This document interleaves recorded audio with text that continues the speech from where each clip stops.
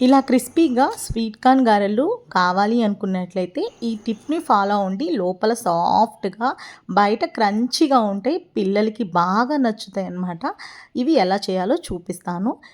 ముందుగా ఒక పాన్ తీసుకొని దాంట్లో 1 కప్ ఓట్స్ తీసుకుంటున్నాను. ఓట్స్‌ని మనం ఫ్రై చేసుకోవాలి. కొంచెం వేడవుతే సరిపోతుంది. ఈ రెసిపీలో నేను రైస్ ఫ్లోర్ గానీ, కార్న్ ఫ్లోర్ గానీ, బేసన్ గానీ ఏమీ యూజ్ చేయకుండా ఓన్లీ ఓట్స్ పౌడర్ తోటి నేను క్రిస్పీ వడ అనేది చేస్తున్నాను. ఇక్కడ కార్న్స్ అనేవి నేను ఒలుచుకొని పెట్టుకున్నాను పక్కన.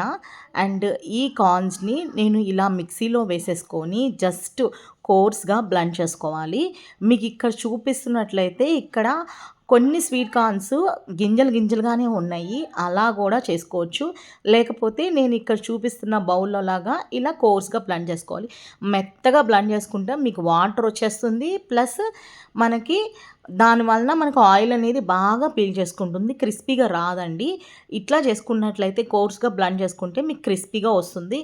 సన్నగా తురుముకున్న క్యారెట్ ఒకటి అండ్ చిన్న కట్ చేసుకున్న ఆనియన్ ఒకటి, పచ్చిమిర్చి వేసుకోవాలి. అండ్ ఇక్కడ అల్లం అనేది తురుముకొని వేసుకుంటున్నాను. ఒక 3 ఇంచెస్ అల్లం ముక్క అండ్ పచ్చిమిర్చి వేసుకుంటున్నాను. పిల్లలు తింటారు కాబట్టి కొంచెం వేసాను.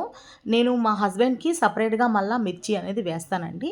ఇవి పిల్లల వరకు ఫస్ట్ వాయి పిల్లలకి వేసేస్తాను. సెకండ్ వాయి మా హస్బెండ్కి వేస్తాను. ఇక్కడ నేను చూపిస్తున్నాను చూడండి. ఇప్పుడు నేను వేసింది పావు అండ్ సెకండ్ టైం కూడా పావు కప్పు 2 సార్లు వేసుకున్నా. అంటే టోటల్గా హాఫ్ కప్పు ఫస్ట్ వేసుకున్నాను అనమాట. నా దగ్గర హాఫ్ కప్పు మెజర్మెంట్ కనబడలేదు, అందుకే నేను 2 టైమ్స్ వేసుకున్నాను. హాఫ్ కప్ వేసుకొని మంచిగా కలిపేసేసుకోండి. ఫస్ట్ మనకి ఇంత పడుతుంది అని చెప్పలేమండి వీటిల్లో. ఎందుకంటే స్వీట్ కార్న్లో ఉండే వాటర్ని బట్టి మనకి పౌడర్ అనేది ఎంత కావాలి అనేది తెలుస్తుంది. మీకు ఇక్కడ ట్రిక్ చెప్తాను. మనకి ఇంత అనేది కన్నా నేను మీకు చూపిస్తే బాగుంటుంది అని అనిపించి నేను ఇక్కడ మెజర్మెంట్ అనేది పక్కా మీకు చూపిస్తున్నాను అనమాట. ఇట్లా మనకి తడిగా చూడండి. హ్యాండ్స్కి మీరు చూసినట్లయితే చాలా తడిగా ఉందనమాట. అందుకే ఇంకొక హాఫ్ కప్ తీసుకున్నాను. కొంచెం వేసుకొని మనం చెక్ చేసుకోవాలి. ఎప్పుడు దాకా అంటే ముద్ద అవ్వాలన్నమాట. మనకి ముద్ద అయిద్దండి, కానీ తడిగా ఉండకూడదు. ముద్ద అయిద్ది. ఎందుకంటే ముద్ద అయినా సరే మనకి తడిగా ఉంది అంటే ఆయిల్ అనేది బాగా లాగేసుకుంటుంది. అందుకే నేను ఇప్పుడు మీకు చూపిస్తున్న విధంగా మీరు కలుపుకోండి. క్రిస్పీగా రావాలి అంటే మనకి వాటర్ అనేది ఎక్కువగా ఉండకూడదు. అంటే మనం వేసే పౌడర్ అనేది వాటర్ని బాగా పీల్చుకోవాలన్నమాట. అప్పుడే మనకి క్రిస్పీగా వస్తుంది. ఇంకా కొంచెం పొడి మిగిలిందండి, అంటే ఓట్స్ పౌడర్ అనమాట. నేను ఫస్ట్ హాఫ్ కప్ తీసుకున్నాను, తర్వాత హాఫ్ కప్ తీసుకున్నాను. టోటల్ 1 కప్లో ఆ కొంచెం మాత్రం మిగిలింది.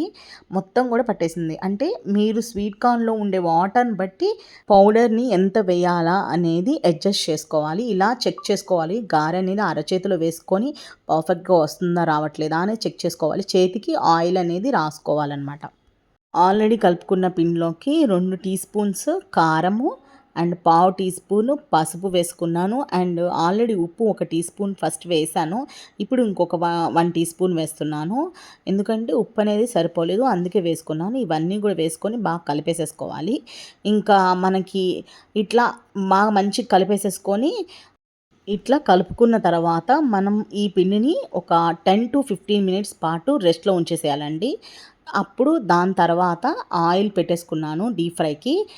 నేను ఇక్కడ ఒక టిప్ అనేది చెప్తున్నాను అనమాట. కొంచెం బ్యాటర్ అనేది, కొంచెం పిండి అనేది ఆయిల్లో వేసినప్పుడు వెంటనే పైకి వచ్చేస్తే మనకి ఆయిల్ అనేది హీట్ అయిపోయినట్టు అనమాట.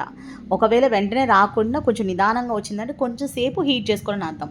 ఇట్లా చేతికి ఆయిల్ రాసుకొని ఇలా నేను వడలాగా వేసుకొని ఆయిల్లోకి రిలీజ్ చేసేస్తున్నాను అనమాట. ప్రతిదీ కూడా ఇంతే అండి, ఇట్లనే చేసుకోవాలి. ఫస్ట్ మా పిల్లలకి వేస్తున్నాను నేను, ఎందుకంటే వాళ్ళకి మిర్చి అనేది తక్కువ వేస్తాను కాబట్టి ఫస్ట్ మా పిల్లలకి వేసేసుకుంటున్నాను. ఇట్లా మనకి అన్నీ ఒకేసారి ఫ్రై అవ్వాలని రూల్ ఏం లేదు.